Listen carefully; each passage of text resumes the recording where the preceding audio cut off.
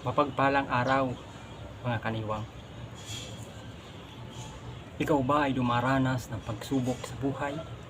Dumaranas ng kahirapan? Dumaranas ng kabigatan sa buhay mo ngayon? Huwag kang mag-alala. Hindi ka nag-iisa.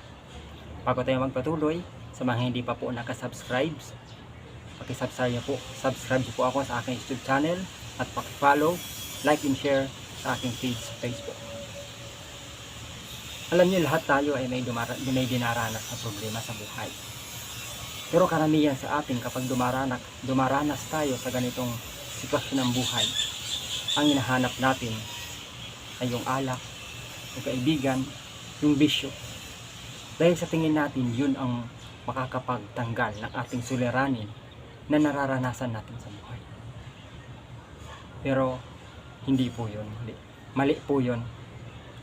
Hinahanap mo ang alak, hindi po mawawala ang problema mo sa pag-inom ng alak. Pagkos madadagdagan pa. Malalasing ka, maubos pa ang iyong pera sa kabibili ng alak o ng iyong bisyo.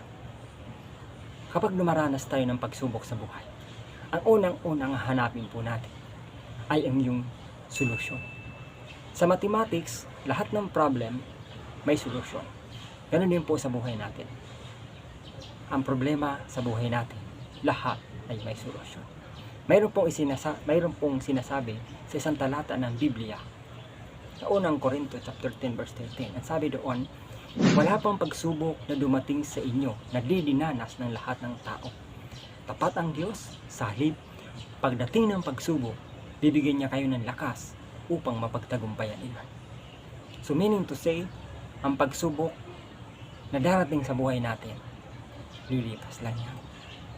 Kapag mandyan na yung pagsubok, ang unang-unang dapat natin gagawin, lumuhod ka sa Diyos, manalangin ka, humingi ka ng guidance at solusyon sa problema mo. At sigurado 100% ang Diyos ang magbibigay sa iyo ng napakagandang solusyon at konkretong solusyon anuman ang pinagdadaanan mo sa buhay. At ang problema sa buhay natin ay isang dahilan upang tayo ay tumatag sa pananampalataya sa relasyon natin sa Diyos. Lahat ng tao ay mayroong dinaranas na suliranin. Ika nga, sabi nila, ang pagsubok ay parte ng buhay natin. That is true. Totoo po yan.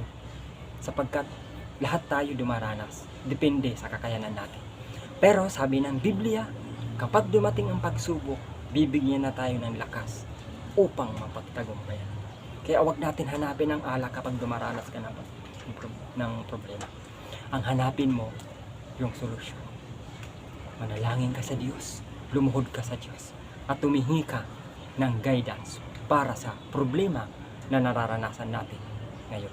Hindi solusyon ng alak. Ang solusyon sa problema ang ating Panginoong Jesus. Nawa ay nabigyan ko ng linaw ang ating mga problema at ang kasagutan ay si Jesus. Maraming salamat.